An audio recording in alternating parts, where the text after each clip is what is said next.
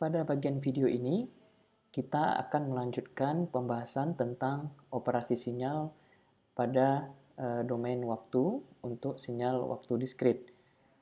Oke, sama untuk sinyal waktu kontinu, kita akan membahas 3 jenis operasi, yaitu pergeseran,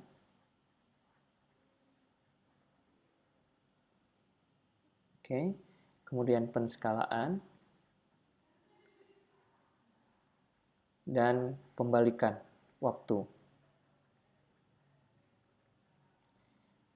Konsep operasi pergeseran waktu dan operasi pembalikan waktu pada sinyal waktu diskrit ya, ini ekivalen dengan operasi pergeseran dan pembalikan untuk sinyal waktu kontinu, dan hanya ada perbedaan sedikit pada proses penskalaan, dan ini akan kita bahas lebih lanjut pada slide berikutnya. Oke, mari kita mulai dengan operasi pertama, yaitu pergeseran waktu atau time shifting. Ya, di sini kita mempunyai sinyal awal yang dinamakan dengan xn, ya, sinyal x sebagai fungsi waktu diskrit n. Nah, sekarang mari kita lihat sampel n1 di sini pada waktu n1 yang berwarna merah, ya, fokus di sini. Nah, apabila sinyal G di sini didefinisikan sebagai sinyal X yang digeser sejauh K, oke, ke kanan, ke arah sumbu N positif, ya. Jadi notasinya di sini adalah X N kurang K, yang berarti geser sinyal X sejauh K ke arah sumbu N positif.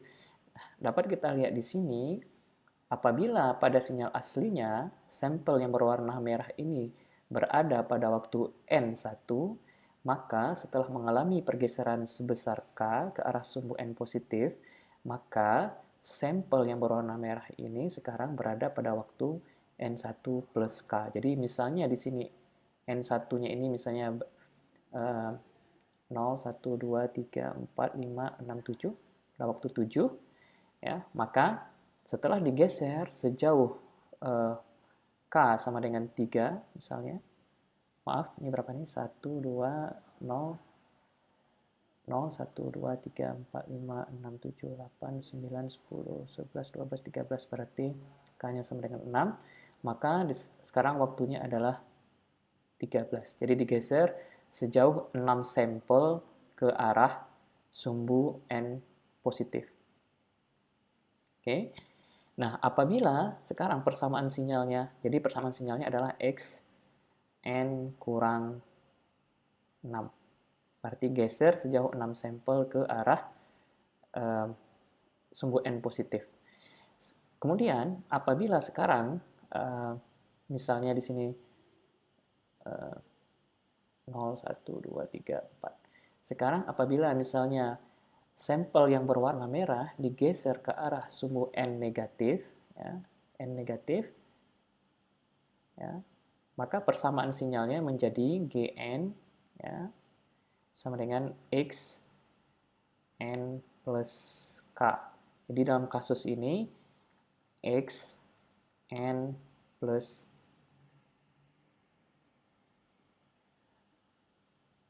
4. Ya, bila K-nya sama dengan 4. Oke. Nah, sebenarnya di sini juga diberikan persamaan yang cukup bertolak belakang dengan apa yang saya tulis, di mana Gn itu adalah Xn kurang K. Tapi lihat lagi di sini bahwa di sini dianggap K-nya bernilai negatif. Jadi apabila kita gunakan notasi ini, berarti K-nya sekarang adalah bernilai negatif 4. Karena kita geser sejauh 4 ke arah sumbu N negatif. Makanya di sini dianggap negatif 4 nilainya. Apabila kita masukkan nilai negatif 4 di sini, maka kita peroleh Xn kurang negatif 4 sama dengan Xn plus 4. Jadi, secara garis besar, prinsip pergeseran pada sinyal waktu diskrit sama dengan konsep pergeseran waktu untuk sinyal waktu kontinu. Oke, di sini kita berikan contoh apabila kita diberikan sinyal xn dalam bentuk fungsi matematis. Jadi di sini kita mempunyai sinyal xn sama dengan 0,9 pangkat n untuk n pada periode waktu 3 sampai dengan 10. Ingat ya, ini adalah persamaan matematisnya dan ini adalah kekangan waktunya. Nah, apabila di sini sinyal X digeser sejauh 5 ke sebelah kanan dan kita beri nama sinyal ini dengan Y, ya, jadi YN sama dengan XN kurang 5. Ya, jadi YN adalah sinyal X yang digeser ke arah kanan sejauh 5 satuan waktu, maka persamaan sinyal kita adalah, ingat ya, XN adalah 0,9 pangkat N. Jadi kita tulis dulu 0,9.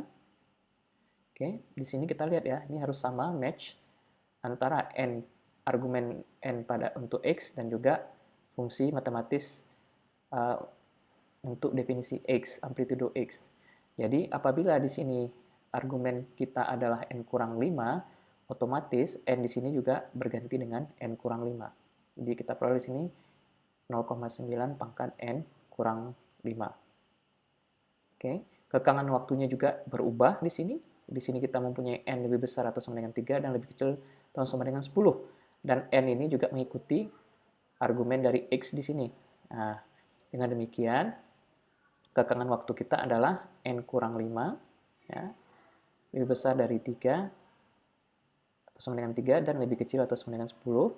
Dan bila kita sederhanakan persamaan ini, kita peroleh N, ya, kita pindahkan ke sebelah kiri menjadi 3 tambah 5, kemudian kita pindahkan ke sebelah kanan juga 10 tambah 5. Dengan demikian kita peroleh kekangan waktunya adalah 8 sampai dengan 15.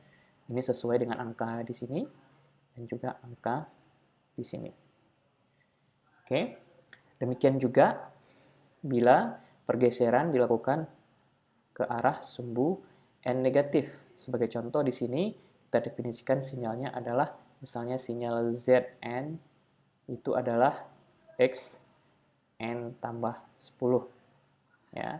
Dan demikian fungsi matematisnya bisa kita lihat di sini N di sini ya, berganti dengan N tambah 10 sesuai dengan argumen dari X di sini N tambah 10. Demikian juga dengan kekangan waktunya juga berubah ya. Jadi di sini apabila di sini mulainya dari 3 ya, karena kita geser sejauh 10 satuan waktu ya ke sebelah kiri, maka kita peroleh di sini negatif 7 untuk startnya. Dan apabila sinyal X-nya berakhir pada waktu 10 karena digeser ke kiri sejauh 10 satuan waktu, 10 satuan waktu, 10 satuan waktu, 10 satuan waktu, maka menjadi 0 di sini. Oke. Jadi persamaan sinyal kita adalah 0,9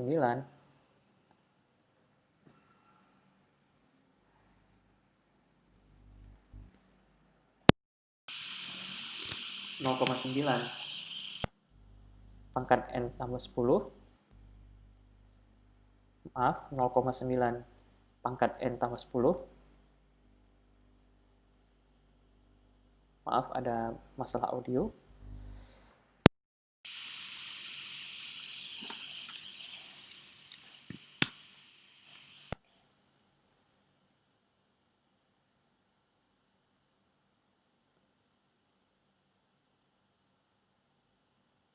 Untuk waktu,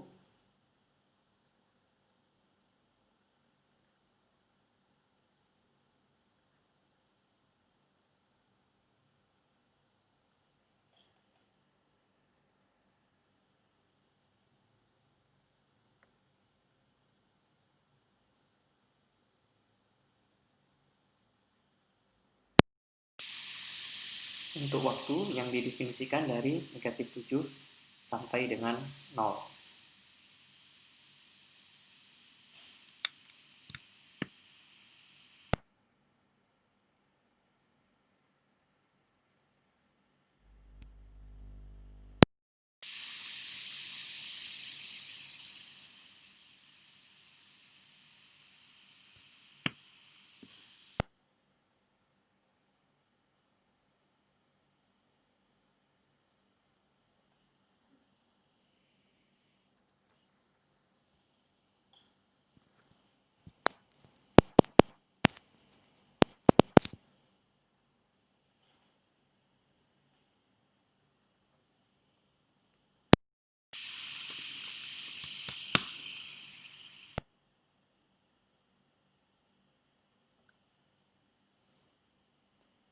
Selanjutnya kita mulai pada operasi penskalaan waktu atau time scaling. Ya, di sini terdapat dua jenis operasi yang berhubungan dengan penskalaan waktu. Yang pertama yaitu kompresi waktu, di mana persamaan sinyalnya adalah X, ya, M kali N, di mana M ini adalah faktor penskalaannya. Oke, dan M ini berupa bilangan bulat. Perlu diperhatikan, jadi M tidak boleh bernilai misalnya 1,5 ya, ataupun 1 atau 2,1.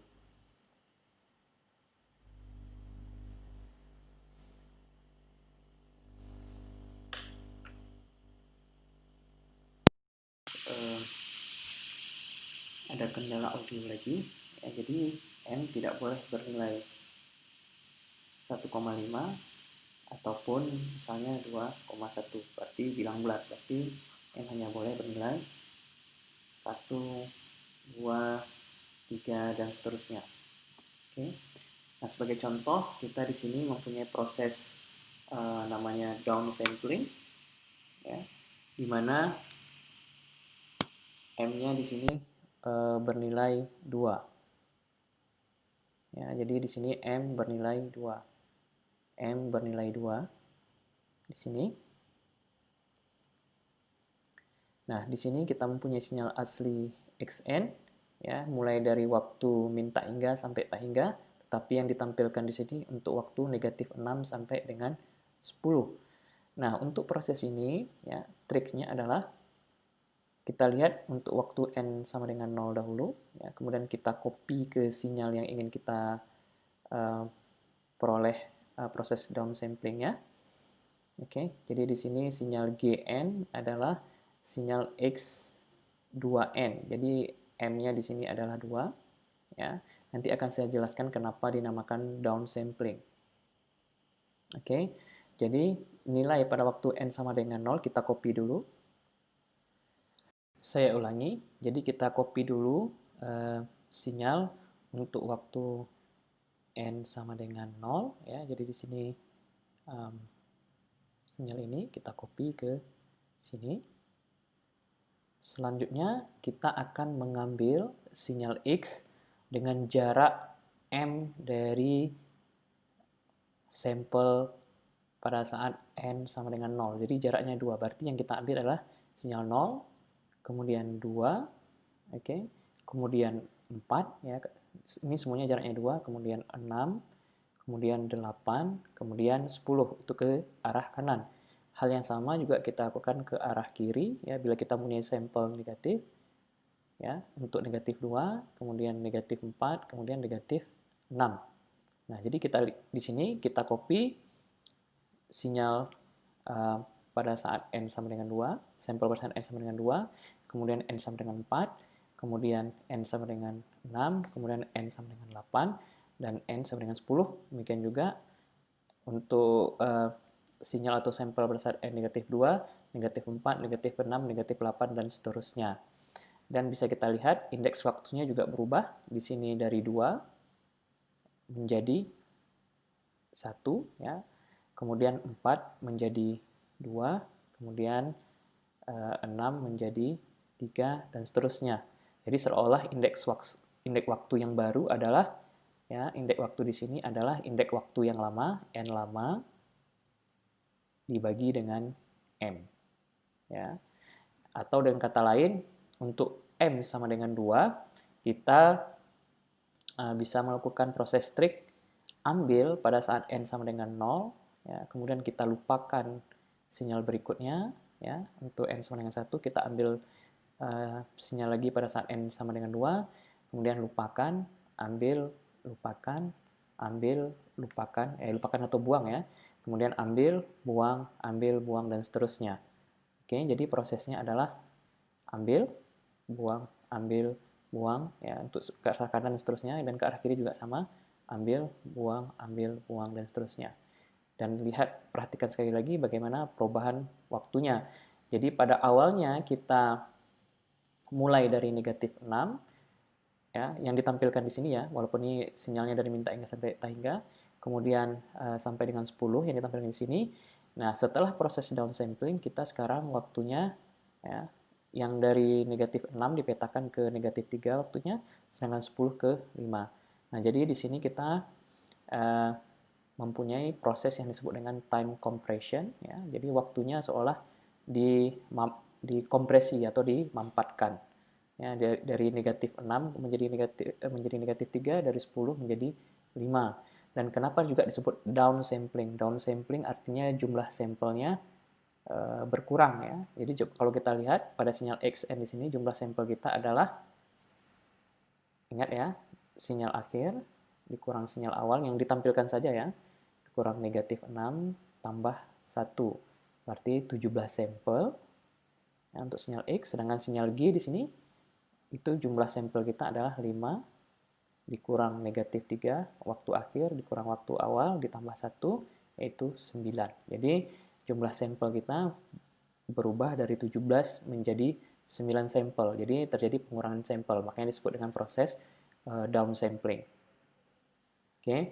Dan proses ini biasanya dilakukan untuk kompresi sinyal atau mengurangi jumlah sinyal. Oke, operasi kedua disebut dengan ekspansi waktu. Ya. Jadi rumusannya kebalikan dari downsampling. Kalau downsampling tadi rumusannya adalah X M kali N, sedangkan untuk upsampling ya, adalah X juga N, tapi sekarang M menjadi penyebut pembagi N bagi M. Oke, dan di sini M definisinya juga sama berupa bilangan bulat. Nah, kita lihat di sini. Sekarang kita akan melakukan proses upsampling dengan faktor M sama dengan 2. Ya, jadi di sini kita punya sinyal XN aslinya, contohnya seperti ini, yang ditampilkan di sini untuk waktu negatif 3 sampai 5, dan kita akan melakukan proses upsampling untuk sinyal X ya, dan ini dengan faktor M-nya adalah 2 juga, M sama dengan 2, dan sinyal ini kita namakan dengan sinyal G. Nah, sekarang prosesnya sama dengan proses downsampling, di mana langkah pertama adalah kita mengcopy amplitudo sinyal X pada waktu N sama dengan 0 untuk sinyal G. Oke. Nah, langkah berikutnya adalah kita melihat faktor upsamplingnya, yaitu M sama dengan 2. Oke.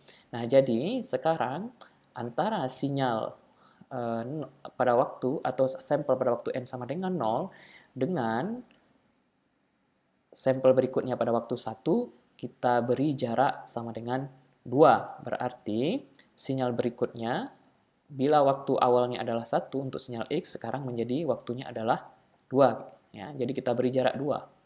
Oke. Demikian juga untuk sampel N pada waktu 1 dan sampel pada waktu 2, ini kita beri jarak juga 2. Dengan demikian, bila awalnya pada sinyal X, sampel ini mempunyai indeks waktu N sama dengan 2, sekarang mempunyai indeks waktu sama dengan 4. Demikian juga untuk sampel berikutnya. Jadi jarak antar sampel ini adalah 2. Oke, jaraknya 2. Demikian juga ke arah sebelah kiri. Ya, jadi di sini jarak bila pada sinyal aslinya jarak antara sampel 0 dan negatif 1 adalah 1, di sekarang jarak antara sampel ini ya, dan sampel tetangganya yang di sebelah kiri menjadi 2 jaraknya. Awalnya adalah 1. Oke. Nah, bila kita lihat di sini ya. Sekarang pertanyaannya adalah bila sekarang pada sinyalnya atau sampel kita hanya terdefinisi untuk waktu 0, 2, 4, 6, 8, 10 dan seterusnya. Demikian juga untuk arah sumbu N negatif, negatif 2, negatif 4, negatif 5. Ya, pertanyaan adalah berapa amplitudo sinyal kita untuk waktu 1, 3, 5, 7, 9, kemudian negatif 1, negatif 3, dan negatif 5. Nah, salah satu cara yang paling mudah adalah memberikan sampel dengan amplitudo 0 untuk waktu 1, 3, 5, 7, 9 ya, dan seterusnya. Nah, jadi di sini kita namanya prosesnya adalah proses padding ya, dengan menambahkan sinyal dengan amplitudo 0 atau disebut dengan zero padding namanya. Ya, disebut dengan zero padding. Oke.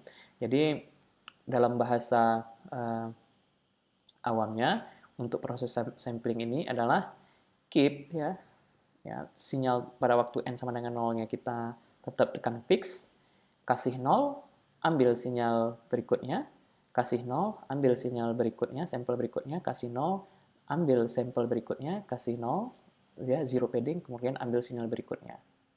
Oke. Nah, kemudian kita lihat waktunya. Nah, bila pada gambar ini, ya, sinyal X ini ditampilkan untuk waktu negatif 3 sampai 5, ya, setelah mengalami proses upsampling, sekarang waktu dari negatif 3 dipetakan ke negatif 6, ya, dan akhir sinyal di sini untuk X 5 dipetakan ke 10. Dengan demikian, waktunya sekarang adalah mengembang ya, dari negatif 3 sampai 5 menjadi negatif 6 sampai 10. Makanya di sini disebut dengan ekspansi waktu. Jadi waktunya mengembang.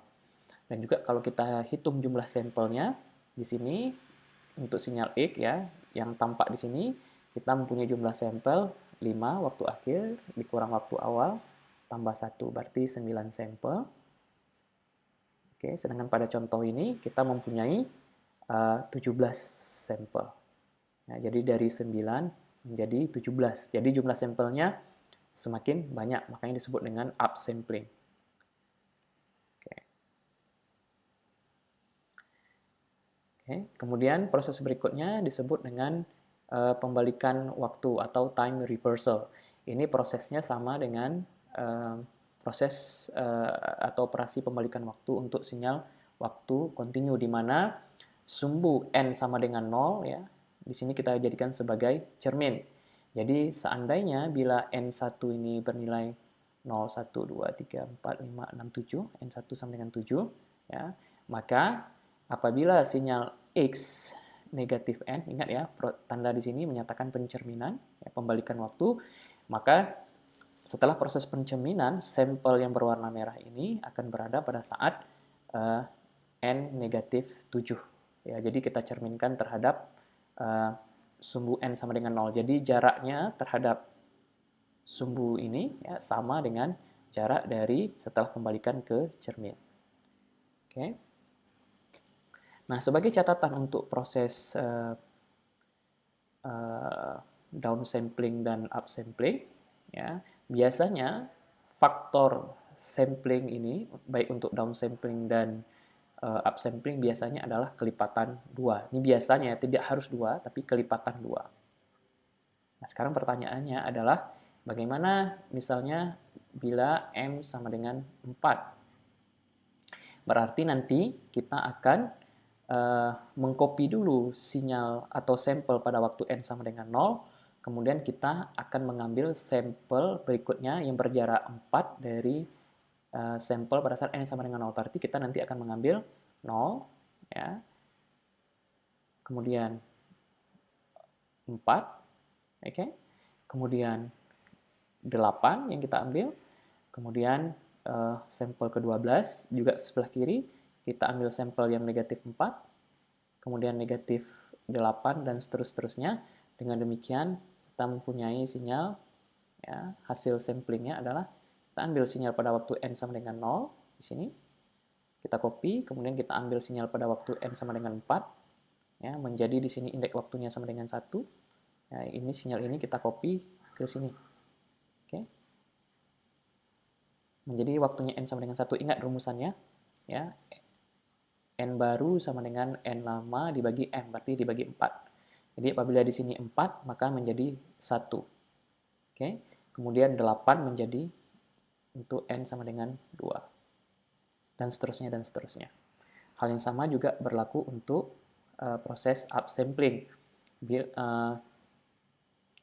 Maka berlaku proses n baru sama dengan n lama dikalikan dengan m. bukan dibagi ya, berbeda dengan proses downsampling.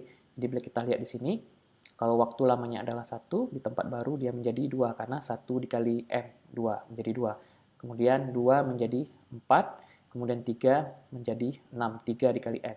Sedangkan untuk waktu di antara dua sampel yang berurutan kita kasih zero padding. Berarti bila M-nya sama dengan 4, maka kita ambil sampel pada waktu N sama dengan 0 dulu. Ya, kemudian kita isi untuk M sama dengan 4 ya. Kita isi untuk N sama dengan 4 dulu. Sedangkan untuk 1, 2, 3 kita kasih nilai 0. Jadi di sini ada sampel, kemudian 0, 3, sebanyak 3 kali, sebanyak M kurang 1. Kemudian untuk 8 ada lagi, kita dapatkan sinyal lagi. Ya, kemudian kita dapat sinyal lagi untuk N12, sedangkan untuk 9, 10, 11 nilainya adalah 0. Oke. Oke, jadi saya harap mahasiswa harus mengerti betul tentang proses downsampling dan upsampling ini, karena proses ini sangat sering digunakan untuk proses pengolahan sinyal waktu diskrit ataupun pengolahan sinyal digital. Oke, sebagai latihan, di sini kita mempunyai 4 jenis operasi, 4 latihan. Yang pertama berhubungan dengan pergeseran. Yang kedua adalah kombinasi dari pergeseran. Ya, lakukan pergeseran dulu ya, plus downsampling. Ya, pergeserannya dari mana? Dari di sini. Kemudian downsamplingnya dari mana? Karena faktor penskalaan di sini. Kemudian di sini kita mempunyai proses pergeseran. Ya, kita lihat dari sini ada plus 2 di sini. Kemudian plus reversal, time reversal, pembalikan waktu. Ya, kita lihat dari tanda negatif N di sini. Kemudian di sini kita punya operasi upsampling. Jadi saya harap berdasarkan contoh-contoh dan pembahasan pada slide sebelumnya, mahasiswa bisa menyelesaikan soal-soal latihan pada slide ini.